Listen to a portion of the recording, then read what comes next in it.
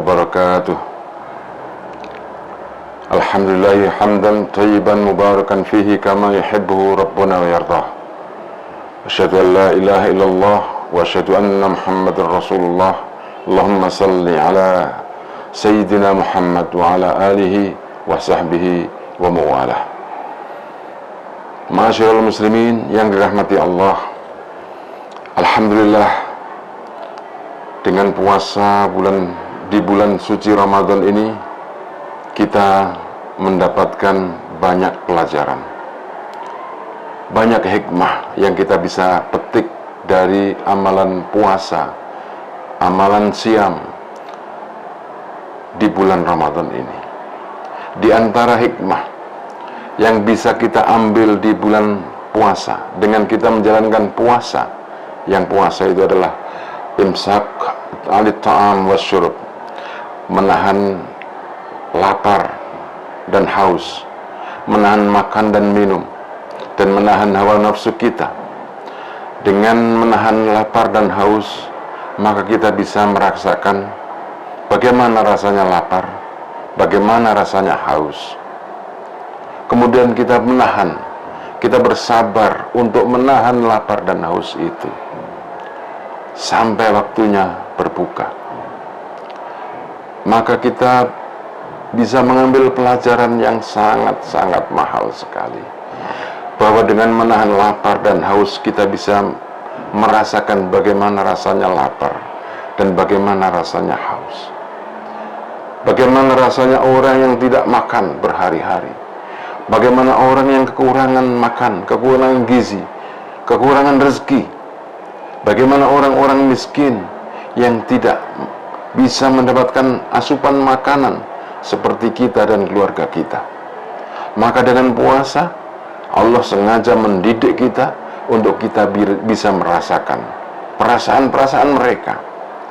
Dan dengan itu maka hati kita jadi peka, jadi mudah berempati kepada orang lain, mudah merasakan perasaan orang lain. Inilah hikmah yang besar dari puasa. Dengan kita berempati kepada orang, merasakan perasaan orang lain, perasaan laparnya orang, sulitnya orang, maka kepekaan hati kita ini adalah menjadi modal dasar utama untuk memiliki akhlak yang baik, akhlakul karimah, akhlak yang terpuji, yang akhlak itu nanti akan memberatkan timbangan amal kita di hari kiamat. Rasulullah adalah teladan yang sangat-sangat sempurna dalam menjaga jiwa supaya peka kepada orang lain. Teladan yang terbaik dalam akhlak yang mulia. Di antara teladan Rasulullah menjaga perasaan orang lain adalah suatu hari Rasulullah SAW diberi hadiah, yaitu anggur yang baru dipanen oleh seorang badui, yang sangat ingin orang badui ini menghadiahkan kepada Rasulullah SAW buah anggur panenannya.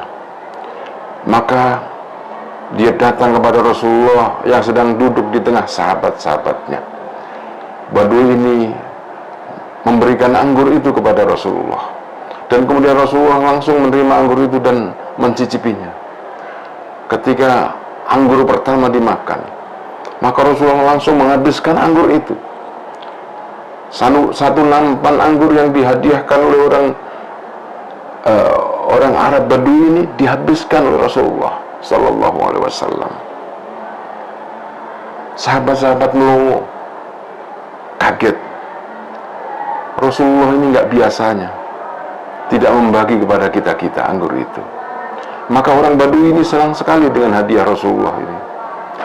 Orang Badui ini pulang dengan hati senang, hati riang, bahwa dia sudah memberikan hadiah kepada Rasulullah dan sudah diterima dan sudah dimakan. Rasulullah senang, gembira. Badui itu pulang. Lalu sahabat bertanya, "Ya Rasulullah, tumben amat, kenapa engkau enggak membagi anggur itu kepada kita?"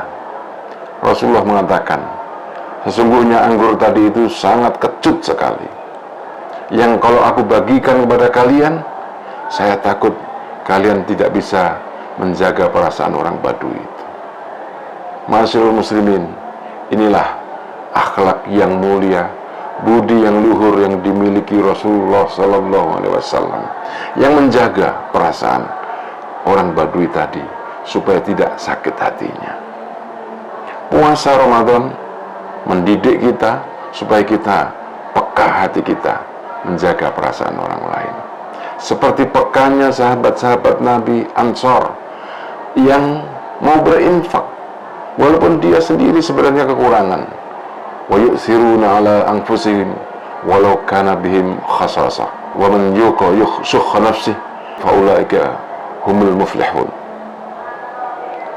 Mereka berempati terhadap orang-orang muhajirin sehingga berinfak walau kana bihim khasasah, walaupun mereka sendiri juga kekurangan.